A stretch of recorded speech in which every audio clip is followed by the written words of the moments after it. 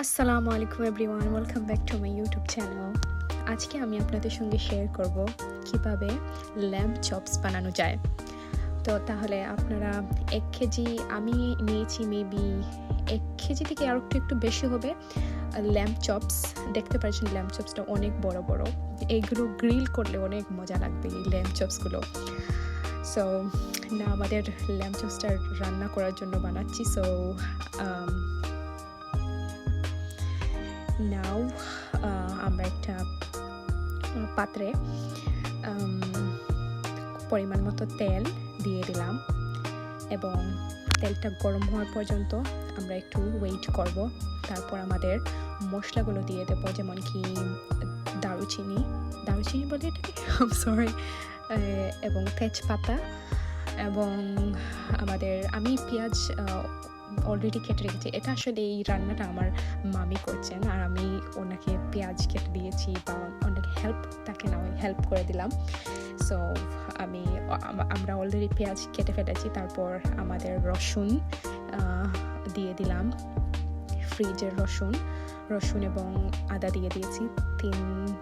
তিন কিউব রসুন এবং 3 কিউব আদা আমরা দিয়ে দিলাম।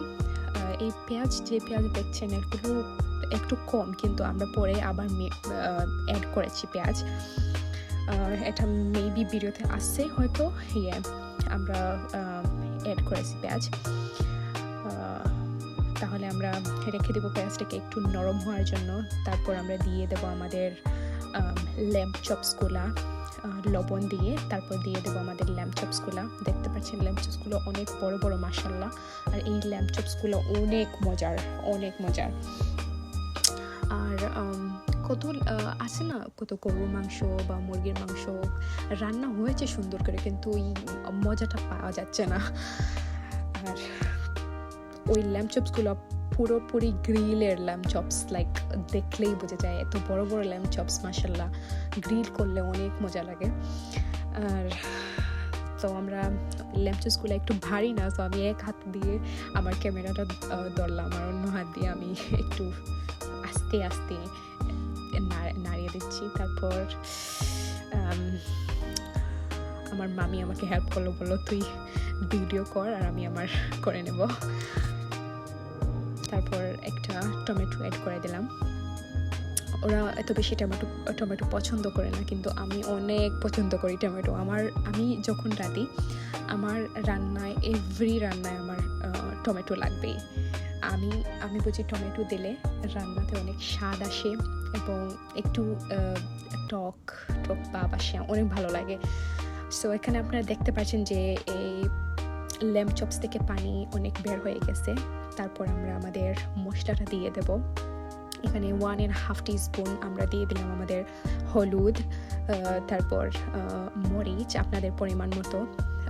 কোনো মরিচে অনেক ঝাল থাকে, একটু দিলেই ঝাল হয়ে যায়, আবার কোনো মরিচে একটু কম থাকে ঝাল। সো আপনাকে অনেক বেশি ঝাল মরিচ দিতে হয় পরিমাণগুলো ধরে। তারপর আমাদের কোরিয়েন্ডার দিয়ে দিলাম এবং মিক্স মশলা, এভরিথিং মশলা মিক্স করে যে পাউডার থাকে না, ওই পাউডার অনেক ভালো পাউডার, যে কোনো রান্নাতেই আপনি দিতে পারবেন। সো মিক্স মশলাও দেওয়া হয়েছিল। সো তারপর মেবি আমাদের জিরা পাউডার দেওয়া হয়েছে এবং পাঁচফোড়নও এতে অ্যাড করা হয়। পাঁচফোড়ন তো দিলে অনেক সুগন্ধ বের হয়। আপনি দেখতে পাচ্ছেন অনেক ধোঁয়া আসছে, লাইক ভাসপো, পুরো আমার ক্যামেরাটা শেষ। সেখানে আমরা মিক্স করে দিলাম আমাদের পাঁচফোড়নটা। সব কিছু 1.5 টিস্পুন বা 1 টিস্পুন আপনাদের পরিমাণ মতো, যা আমরা যতটুকু পরিমাণ আমাদের চপসটা ইউজ করলাম ততটুকু একটু পরিমাণ মতো আপনারা দিয়ে দেবেন। Sorry for my bad view.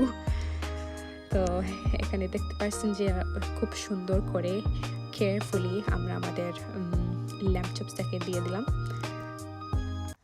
তারপর আমরা ওই ল্যাম্ব চপসটাকে লিড দিয়ে ঢেকে ফেলবো এবং আধা ঘন্টা পর আপনারা দেখতে পারবেন যে এই ল্যাম্ব চপসের কালারটা অনেক সুন্দর এসেছে কালার দেখলেই পেট পড়ে যায় আসলে। তারপর ল্যাম্ব চপসটা গলার জন্য আমরা কিছু পানিও অ্যাড করে ফেলবো কিছুক্ষণ পরে। আপনারা একটু ওয়েট করবেন, এর মধ্যে আপনারা ওটাকে ব্যাশ করে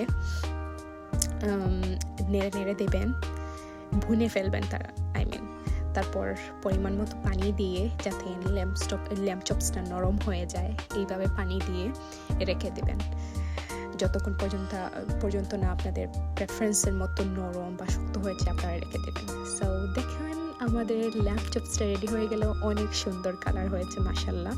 আপনারা প্লিজ করে ট্রাই করবেন এই রেসিপিটা। আর কোনো রেসিপি আপনাদের লাগলে জানাবেন, আর please subscribe my YouTube channel. Bye by.